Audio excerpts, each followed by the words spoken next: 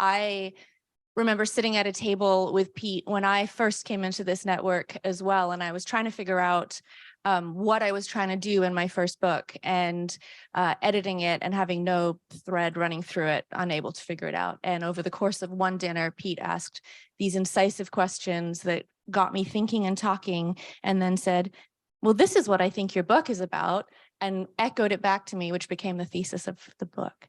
So I will echo that. I think Pete, as one of the founders of this group, has shown such grace to us as we come up and come through, that subsequent generations desire to replicate that.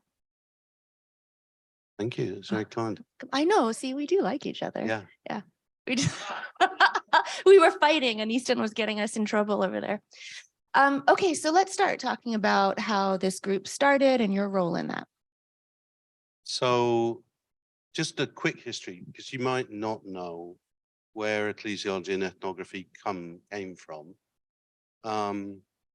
Its origins lie back in 20-something or other, about 12 years ago, Chris, 2007. So I was going to Yale for something else, and I'd found something that Chris Sharon here had written, and I thought that looks great. And we went out for coffee, and the net result was we decided to do a thing called Ecclesiology and Ethnography. And it started with a meeting the following year, I think, in Yale, with about 10 scholars. And we invited people that were kind of more theologians and people that were more social scientists to try and work with each other and talk to each other, kind of thing. Then I got a very small, I got a little grant from the British Academy, and I set up 3 meetings in the UK where we did the same thing with theologians and social scientists meeting together. And at the same time, Chris ran 2 meetings at Luther Seminary, I think, which was the thing where we met. The second one, yeah. Yeah. And then that morphed a little bit into the AAR Ecclesial Practices group. And the thing has rolled on from there, really, with the journal and the Durham conference. What became clear was that people wanted to have the same hat. And in a way, I think this is the evolution of the thing, from thinking that you needed a theologian and a social scientist to thinking about more and more people coming were theologians using the methods. You know, I was thinking that as you were just telling the story, and I haven't thought about it that way before, that early on it was, okay, so I'm going to ask Pete about the arc of his own work and the questions that I planned, but I'll get to those in a moment, because I think in those early AARs as well, we had the same thing. You have to have 3 social scientists, 3 theologians, and often we were getting questions from the social science side that were indicative of disagreements, shall we say, around what theology actually was and how it could be used. And there was some moment where we said, there's enough of us doing this now that we can be having these conversations with theological ethnographers, ethnographic theologians, whatever we want to call whatever it is we're doing, that we started coming together and making our own group, right? But I hadn't, like, yeah. So as these conversations we're having are going to be about how senior scholars' minds have changed as they've come across the many projects of their career. Is there an arc there for you? How has that shifted the way you think about theology, the way you think about, we're going to talk about culture because that goes throughout your work. How has even just the shape of our community changed the way you think? Yeah, I think it has quite a bit, really. Like there was a defensiveness early on to prove that we were doing real social science.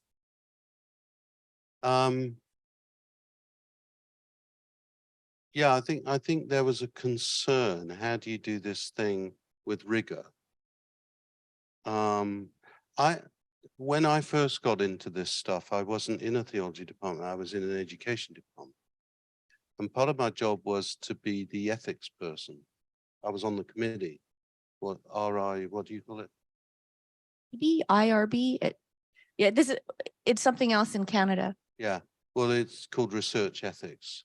So I was with 5 people discussing everybody's research ethics, but it was in a Department of Education. And so I had, projects where people were, and also we had business studies eventually. One of the projects was about procedures in beauty parlors, which we spent a lot of time debating actually, the research ethics of procedures in beauty parlors. But also just all sorts of educational things. So they were interested in language development and how young people who were in school, how they created hybrid communication using perhaps their home language and English. And they weren't interested in the classroom, they were interested in the playground. So they put microphones on the kids and recorded them as they were out playing with each other, stuff like that. We were recording all this sorts.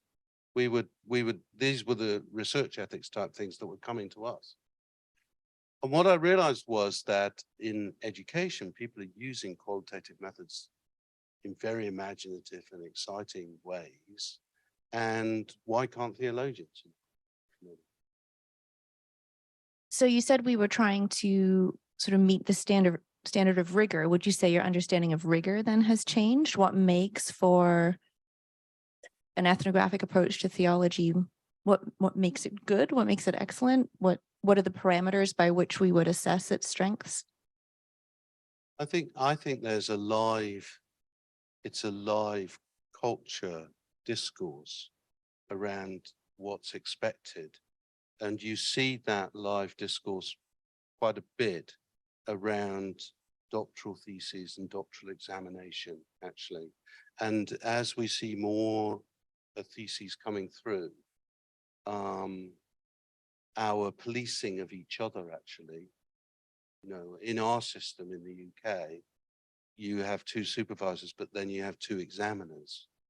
And so the examiners are coming in and saying, is it's a conversation about expectations between academic students and those who examine. And we're slowly building that knowledge base. We're building the capacity around it, I think. In the US, it's a little different because you've got these doctoral committees. But still, I think through Ecclesial Practices Group, through the journal, through other things, we're seeing what counts for rigor in this field. We're developing those expectations. So how have those changes impacted the way you think about your own work? So I'm thinking the arc from your earlier work now you have to correct me if I'm getting your arc wrong, but and if someone could just flag that beauty parlor thing to ask that in the Q&A, I feel like I can't follow up on that right now, but it's just nagging. Like I really want to follow up on that. So in your own work, working with youth ministry, praise and worship music, the work you did around this idea of liquid church, moving into the celebrity culture stuff you've done, and then now your current project on bluegrass. What are the through lines there for you? What are core questions that you've been grappling with, and how have those questions shifted and changed across time? So I'd written about this quite a bit, really. I started as a youth minister in church, so I spent 18 years working with young people, and that was based around music, actually. So I'm returning to that music side of things again. But I was inspired by mission studies and global Christianity because I realized that the issues I was dealing with as a youth minister were about the cultural difference between the young people I was working with and the church. So where in Christian theology are people talking about culture and the gospel? Answer, mission studies. So I was reading books about Polynesian island practices of the Eucharist. I was reading Asian theology, song and Kuyama, these things, water buffalo theology. and African theology.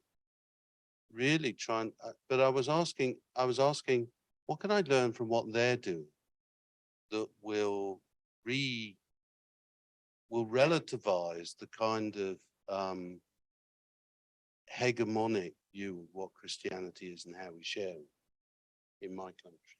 Because that was the view that people had, I think, was we know the truth in the church, and the task of youth ministry is to share the truth and then to ensure that the young people conform to the truth. And what I realized was it was an issue of contextualization. So I was reading liberation theologies, partly asking, so not so much that I take this on as another hegemonic perspective, but how do I take it on as an inspiration to theological construction, theological creativity?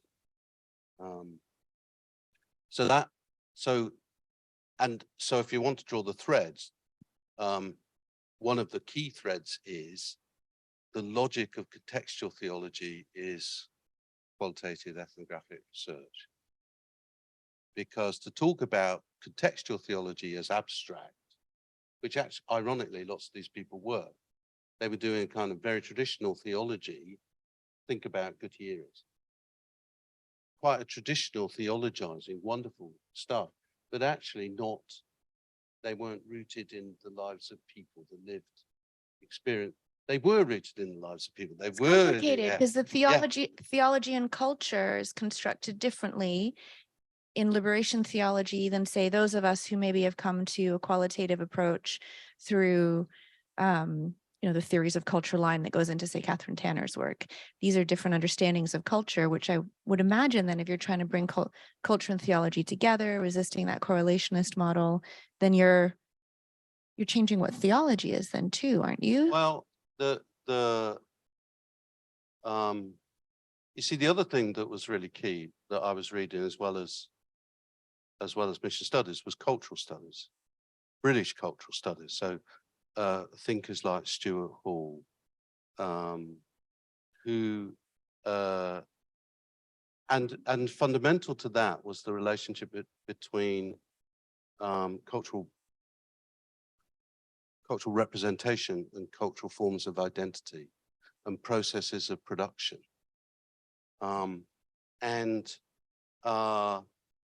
So I've tried to bring all of that into my thinking about theology. So the book that I wrote, Liquid Church, is really pressing on all of those ideas, as is my work on contemporary Christian worship.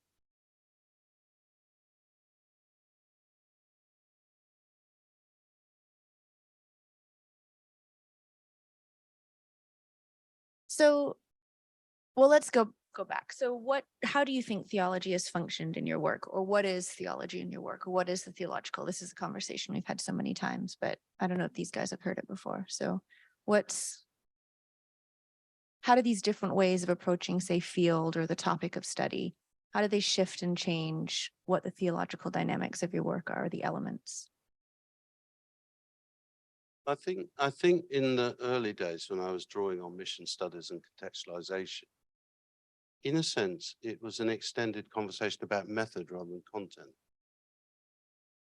So I was very, very hesitant to settle on content because I thought if it's going to arise from context, it's not for me to dictate. So theology is a creative thing that arises from, I suppose, a dialogue between the Christian tradition and the community that you're working amongst, really, rather than how do I best communicate this predetermined message, I think. Yeah. But then you've also used doctrinal frames like the Trinity or the church is the body of Jesus Christ to kind of shape the way you're doing theology in these contexts as well, right? Like I think of that. Yeah, I started to think that my approach using contextual theology was dodging the issue, and that maybe I did need to interact with things a little more. And I've tried to give theological frames to various things. I don't think I've ever been very successfully doctrinal, if I'm honest. What do you mean, Doc? Well, I'm not going to say You're what you are or not implying that, successful but at, you're but implying that I did work on the Trinity and things. no, that's not what I meant. I didn't mean like there's an output of doctrinal construction, but more there's a doctrinal shape to how you understand the production of theological knowledge. Would that be a way to say it? Yeah, I think I've hinted at. It's interesting, really, because this part of the problem as a practical theologian, you see something somewhere and you pick it up and you think it's really great. And I've picked up lots of things from patristic, late patristic, Byzantine stuff as an inspiration for thinking, how are we thinking about the way that we go about doing theology? So, so theology as prayer, for instance, or theology as participation in the Trinity. And part of that, I think, is plays into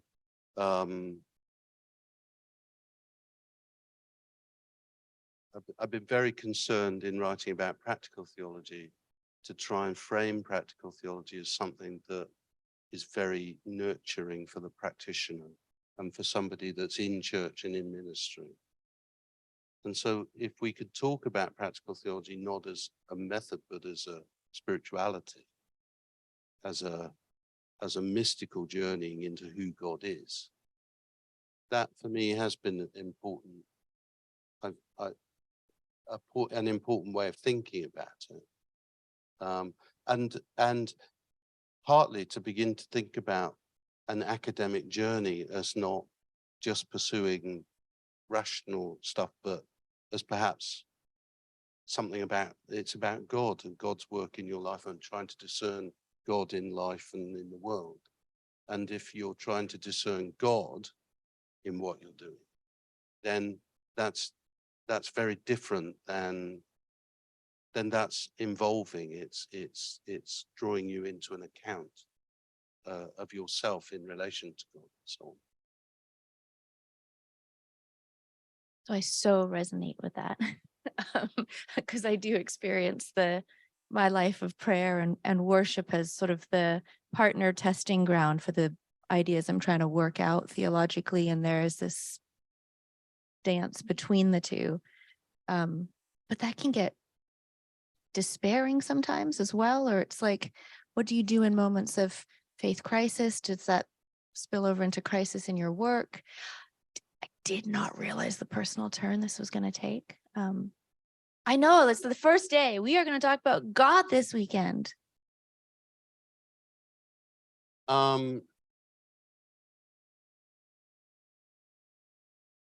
do they That's relate not the for way you? that I work with it. Okay, well, tell me how it is, because you got like a glow on your face when you started talking about it. Like there's this magical something. You did. You got a little glow on your face. So there's like a magical.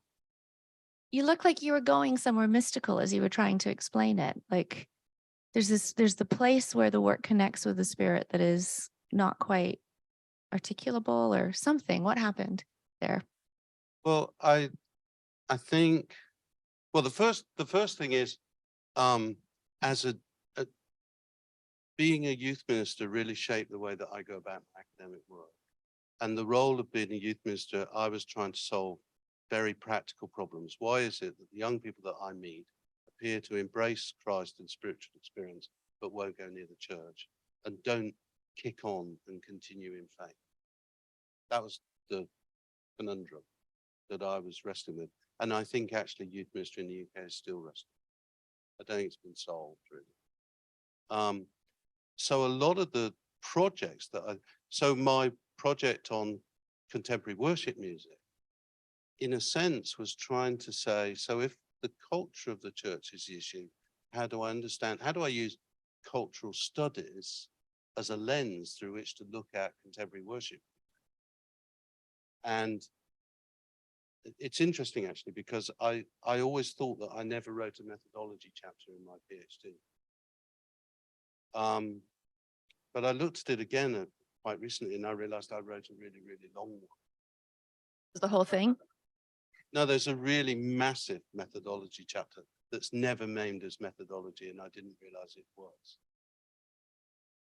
Because it's talking about how do we use cultural studies and contemporary cultural studies from that Stuart Hall, British Raymond Williams tradition to read contemporary worship music. And how do I draw on the work of someone who's now become so amazing, a guy called Simon Frith, who virtually invented popular music studies in the UK. I used his work quite a bit. He wrote a book called Sociology of Rock back in the 80s, and loads of others. How do we use that to understand contemporary worship? And one of the things, and I did two things, which were my first journey into qualitative research. The first was I read every single issue of a youth magazine called Buzz. I don't know it. People are laughing. Do you know it? I read every episode, what is it? Can you tell those of us who don't know what it is? Because I'm picturing Tiger Beat. So when, so before the Jesus movement, there was people started to use Christian music to reach out in evangelism. And people behind that Christian music world started to write a magazine called Buzz. And it promoted CCM in the UK. But it became much bigger than that. It promoted youth ministry. It promoted, eventually it promoted contemporary worship stuff. And what I did was I went through that magazine and read every issue, and I looked at every picture, and I looked at every advert, and I coded it. So I could tell you when the first advert for amplification came out. I knew what the debates were about copyright and licensing, which predates CCLI. We had a British one before the US. And I could talk about the debates between charismatics. Is it a song from the Spirit, or do you have to pay for it? You know, that stuff. So I coded that that stuff. That was my first quantitative research. And then what I did was I took songbooks, and I realized that when they were publishing songbooks from the 60s through to the 80s, every 5 years there was a new songbook that was the bestseller. And so then I coded every single song in every single songbook so that's sort of 6, 7, 8 songbooks, but several hundred songs. And I looked at the theology of those songs. So what do they say about God? What do they say about the church? What do they say about conversion? What do they say about so on and so forth. So that was my qualitative research. It was content and discourse analysis. It wasn't ethnography. It was media studies based content and discourse analysis that I did first of all. Okay, so how does that connect to what you're doing now? Because that sounds very highly textual, but what you're doing now is text and music, isn't it? Yeah. So but you've got to miss some of the theology, or how are you drawing theology out from I can see how you're drawing theology out from the words, but were you drawing from the music as well? The affective quality of the songs? So the weakness of the work that I did on contemporary worship music is I didn't go and talk to anyone about what it meant. And my work on bluegrass, have done that. It is amazing how I think every next project is trying to fix what I did wrong in the last project. Like, that's what I didn't do right. And then you do the next one, and then you never actually get to what you intended to do second. Well, I wrote 2 books on celebrity before the bluegrass stuff. And I've been a bit mystified about why I did write those books. I've heard you say that before. So in the last, I think I heard you say that like 5 years, it was before Yeah. the pandemic. I can't Yeah. tell. So what have you come up with any answers? Yeah. And it's become clearer to me as I've done my bluegrass research. Okay, talk about that So the process. the center of the bluegrass research is how different people make different meaning out of singing gospel songs. Do you mean out of the act of singing? Yeah. So, okay, talk about that's cool. So one of the distinctives of the bluegrass world, I've done a survey. So the thing that I did was an online survey. Almost 300 people did it. You can find it, Bluegrass and Religion. And there's some songs with my band playing, and then some information about the song, and then some quantitative questions, and then qualitative questions. So I had about 280 people do that over a space of 6 months. And then I went and interviewed 35 of those that asked to do it. Now, what's interesting about all those people, that my respondents, if you like, which I would characterize as bluegrass enthusiasts, because they all say they love it, is that they all play. There's about 3 people say they don't, out of those 300, 280 odd. Everybody plays at one level or another. That, you know, they might just be learning the banjo. They might have been in professional bands. They might, you know. Now, what's interesting is that they nearly all love gospel songs. But my respondents were, whilst a significant number of them were Christians, just under half are not Christian. So I've got people who describe themselves as Jewish and atheist, or agnostic, or more Buddhist, or, you know. And so what interests me about that is how people are making, how gospel songs, now one point is, it's a question how gospel-y they really are, but how these gospel songs appear to be meaningful outside a formal religious environment. In Liquid Church, I said the starting point for mission should be where people make meaning outside of the church. And we should be looking for how we grow, help people to grow in faith. And my celebrity book, in a sense, was looking at a similar sort of thing. How are people using celebrity as a place of forming their sense of self and identity? In other words, they don't worship celebrities. What I argue is they worship themselves, and that the religion of the contemporary is the religion of the self, which ironically, I think you see in the worship songs, is a massive shift to the self. So the worship songs are more of this culture than we think they are, really, I would think. And some of the links in my work are that I'm actually interested in, and that goes back to the youth ministry thing. I was interested in non-church young people. I'm interested in how do we convey and share faith with the church, with people that aren't in the church.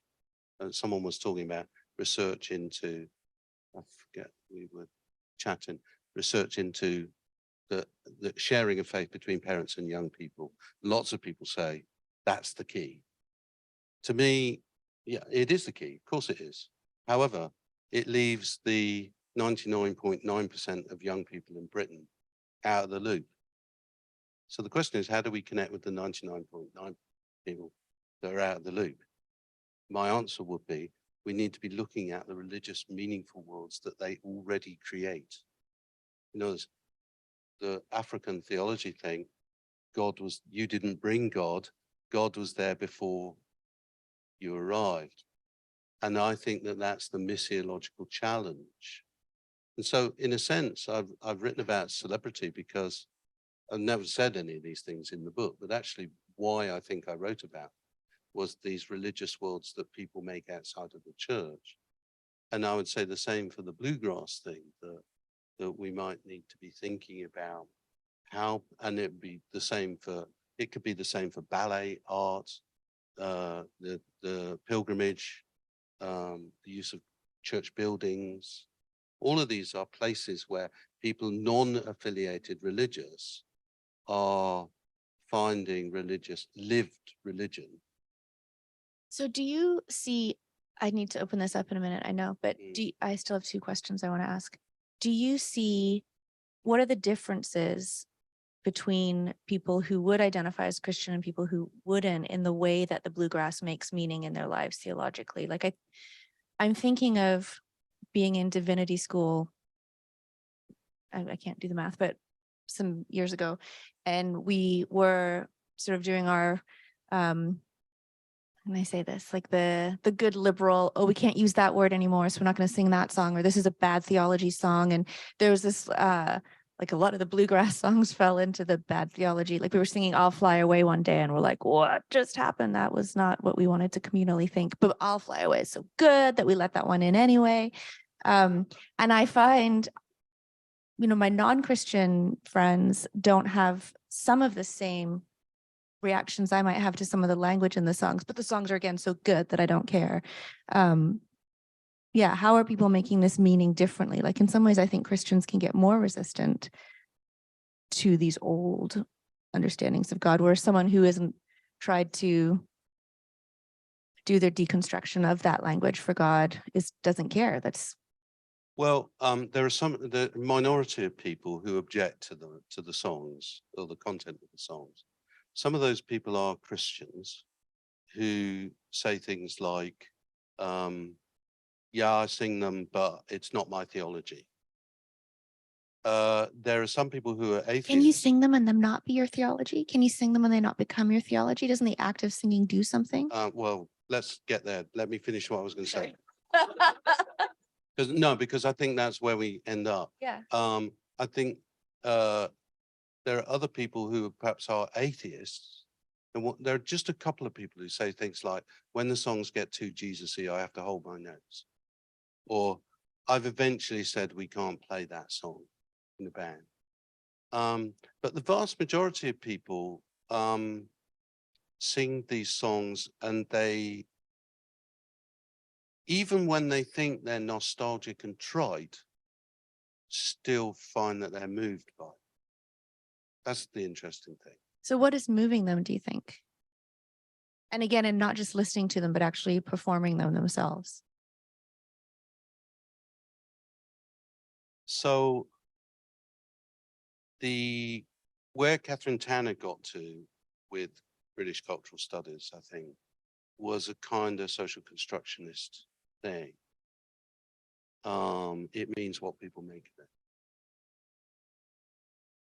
I don't think that entirely explains. And I said this to another friend of mine that I've got to know ironically, in my town. I've got Simon Frith and another guy who's a massive folk music international academic. He said, Pete, you're an essentialist. I was like, no, surely I'm not. That's very bad. Everything I've studied means essentialism is bad. He said, don't be worried about it. And so I think in my respondents, I've got some saying, yeah, it reminds me of my grandfather. Someone was talking to me earlier saying that they knew, was it Emily, said to me that their dad or someone would sing these songs around the house. So lots of them had these memories back. But I think a sort of cultural memory of a previous, particularly American world is there and is powerful in them. And the weight and wonderfulness of all the voices that have sung those songs and the occasions that they've meant things that mean something. I think that is massive. but I don't think it's an entirely reasonable explanation for why things are meaningful. I think one way of thinking about songs is that they're like capsules that enable affect and theology and God, the atmosphere of God, to pass across between people and culture, and to be performed, to be reenacted. And as you perform, this is what I get from Simon, as you perform, it's like pouring water on the desiccated thing. You know, you make it alive. And that something resonates out of the song, I think, out of the music. The whole thing, it's not just the lyrics, it's the use of like pentatonic scales and particular ways creating harmonies, and you know, that go way back to all sorts of stuff. So but then I think there's the other question, which is, where is the Holy Spirit when people sing? And I think I've written about this in my Liquid Ecclesiology book, the notion of manikos eros, the crazy love of God, that God self-empties and is so in love that God is drawn to us in moments of childbirth and funerals, and when we're in wonder. But I think the Spirit, Christ through the Spirit, is drawn to us when we sing, whether we're believers or not believers. And part of what people feel so the question is, how do I theologize about that without being hegemonic and colonial about people's experience?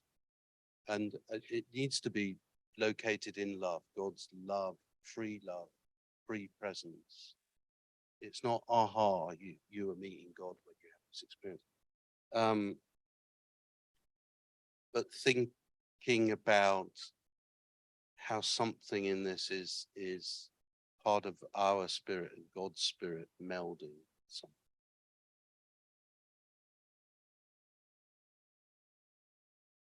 Shift gears. I don't want to, but I'm That's fine. damn, it's 1:45. Yeah. Shoot. Maybe I should just My shift clock gears. says 22.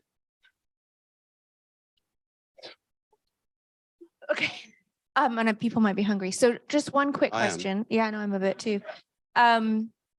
Okay, so let's keep talking about that spirit, because again, I saw you go, once you brought in affect and the flow of spirit through this, and not just saying this is what these songs mean to these people in this theological register, but actually a theology of music itself that lures the divine into our presence, whether or not we're able to recognize that. And even I hear passes through our bodies, right? Like, what is it about singing? I would say this in my own experience, singing bluegrass and singing gospel, I can feel my body alive with the presence of God in its cells in a way that other forms of music might not do that. I don't know if you've go down. I would disagree. I mean, you could be singing blues, you could be singing R&B, you could be singing Bach, you could be singing. Well, I don't sing those Vivaldi. things, so that might be why. Yeah. But one of the questions, so we've seen all of your proposals you sent in, obviously, and some of the questions I love that you sent are like, I have this hunch or this question, but I have no idea what field to study it in. Or conversely, I'm really drawn to this particular field, but I have no idea what I want to learn about it. How do I get from one to the other? And in the stories you're telling, Pete, I actually hear you just love this thing and happen to be next to it, so you're going to study it. And I don't mean that in a dismissive way. I think I do something similar. It's like, well, this is just, I had to sit down to write today, and this is the thing I'm super into, and I did it. So how do you choose your site? How do you find your question for people who are right at the beginning here in their doctorates? What are you? Okay. Yeah. We have approval from the audience. Do you know, or is it just you're in the midst of it before you realize? Well, one of the things I think about practical theology, if we're thinking about it as a theological discipline, is that what you're doing and studying needs to have import. So, But don't you figure out the import after the, no, do you figure it out before? I think I come up with a rationale after. Mary Fulkerson talks about the wound, Yeah. which I don't like entirely. It's a bit gory, isn't it? It's not gory enough. It's quite clean in there. But I do think that the topic needs to, there needs to, you need to have skin in the game for the project that you're doing. I think it's not just, you need to really care about this. Oh yeah, I would, no, I'm not saying that. No, but it's not just an academic exercise where somebody should do this. I think that's one thing. The second thing I would say is you need to do something that you can do really quickly and easily.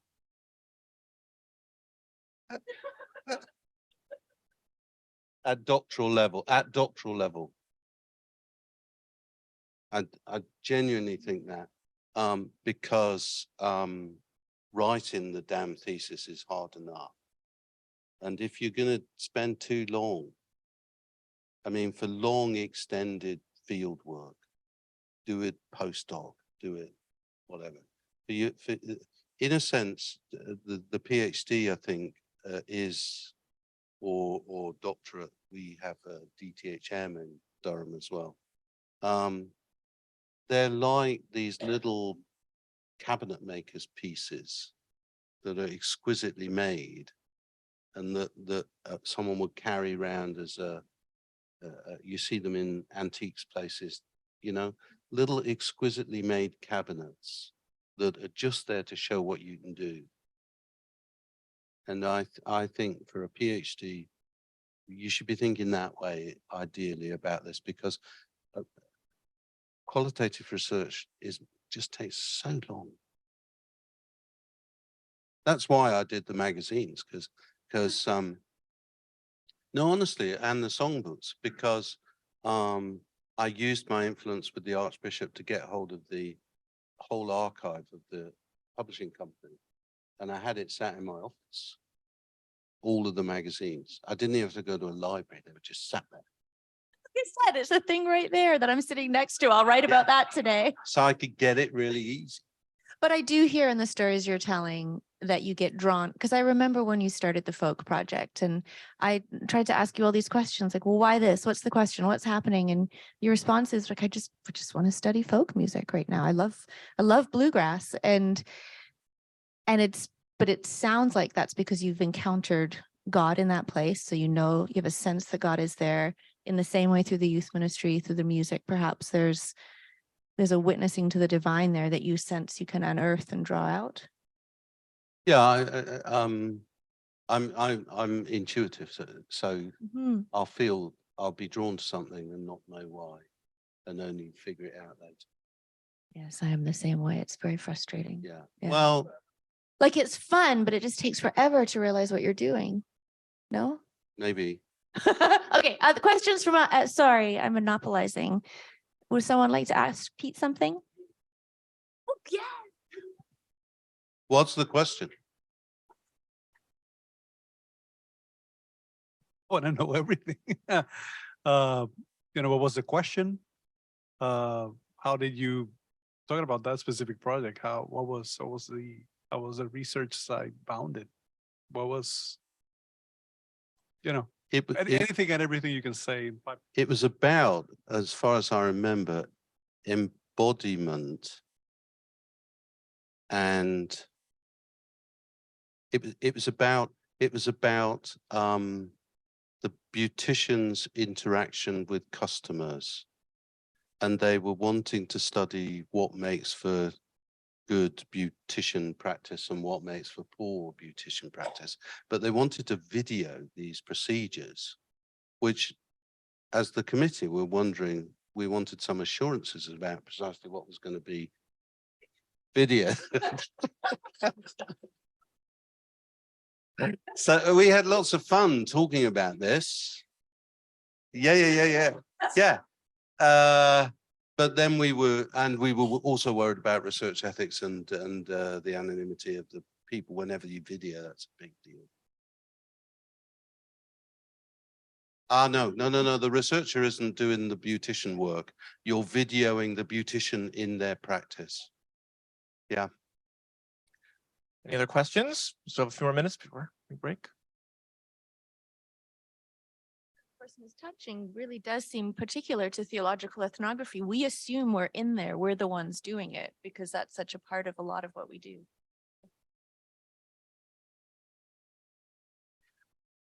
Katie, please speak into the microphone for our online guests primarily. Hello, into the microphone. This is Katie Douglas. So I think on your point, when you talked about, is it just a hunch that guides you? At least when I'm doing research, I'll think about what's at stake. There's something at stake here.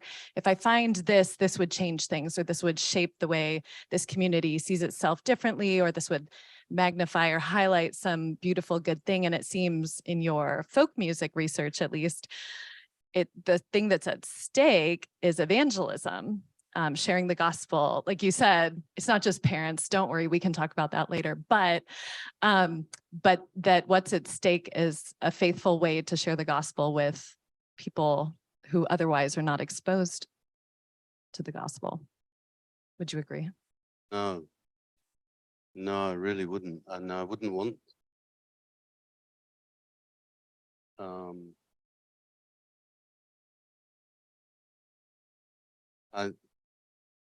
I quite strong no, actually. I want to value what's going on with those people as a highly significant place and moment for them. I think it's something that tells us about the nature of religion in a sort of post-Christian world. It shows what the cockroaches of the Christian church that might remain will be our pictures, our architecture, and our music when our communities might well have gone. And I'm certainly not studying it in order to think about how can I use this for evangelism. I'm more puzzling over, so given that that is the case, what is the theological task in relation to that? If you see what I mean. I'm starting to get very hesitant as the church as really the goal of all things. I'm a little worried about that.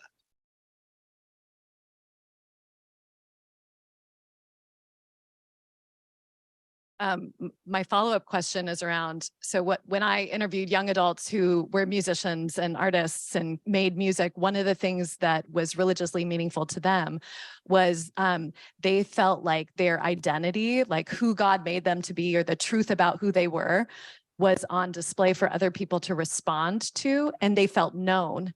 And that was what was theologically significant about making music, whether it was an original composition or playing someone else's music. So like it was this recognition of kind of the uniqueness of who they were. It wasn't about evangelism, but the way you were talking about it made me, because you said that 99.9% of, like where are people encountering religiously meaningful things or religious content? Yeah, and maybe I want to move on to that as a conversation.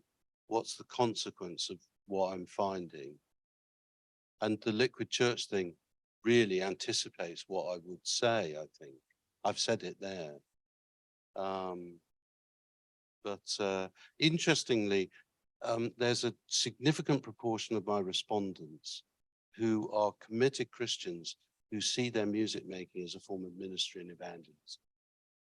So this whole genre of gospel bluegrass is very powerful and very strong. And they would talk like you're talking, I suspect, although I didn't explore it in depth with them. It's a set of interviews that I bulked away from doing more. So I just had a question because we're talking, I love the image and the idea of the cockroaches of the Christian tradition, you know, in the sense like what that was good, if striking. And so I think, you know, what happens after the church or the sort of visible church in some way is no longer there. And that's sort of like a post-Christian vision. But I wonder if there's, you know, something about music that, you know, that exceeds or is outside the container of Christian thought and life. It's just a primordial human experience, right? And I wonder if there's, you know, that's how people make meaning before outside the church and maybe after the church, and the church obviously influences it. But we're talking about all these different cognate disciplines that we can draw from. You know, does that open up the opportunity to think about music and something like human evolution or something like that? You know, that's something that's been with us it's a foundational human experience. It's kind of what makes us human before this whole idea of the church even is around, you know, 10,000, 20,000 BCE, right? I don't know. Is that any part of what you think about? I started taking banjo lessons about 6 months ago, and I'm a big bluegrass fan, so I'm sort of into the project in that way too. So Scruggs style or claw hammer, Scruggs style, which is important for banjo players. You need to know this. I'm a claw hammer. I'm way more into old time than bluegrass, to be perfectly honest. Talking about the cockroaches and everything, that's not in the future, it's here now. Because in the vast majority of the population, our churches just aren't on part of their lives, certainly in Europe. But because we only swim in the church tanks, we think it's more significant than it is, but it's not. So what's happening outside is much bigger. So the spiritual experiences that people are getting as they dance with each other, or sing music, or go to art galleries, or with their family and their grandchildren, those spiritual experiences are way bigger than what's happening in the church already. What was the question again? Is that okay?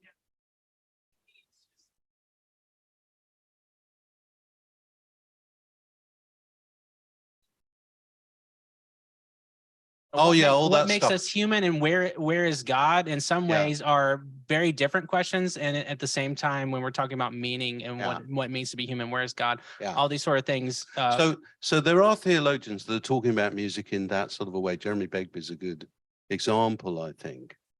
And I'm very hesitant about that kind of why I think doing the interviews and everything is so important is that I want to be rooted in the experience of these people that have given me these insights. If I'm going to build a theory of this thing, I want it to come out of the lived, really, and some notion of ontology, humanity, and musical resonance doesn't cut it for me, I think. Now, but those theories are out there, I think, and I might end up at that place, but I've ended up there because I've been listening to lots of people's experience, and I'm rooted in the lived. And so when I talk about it, I talk about it out of that empirical base, really. Wonderful. Can we please give a warm round of applause for Natalie and Pete?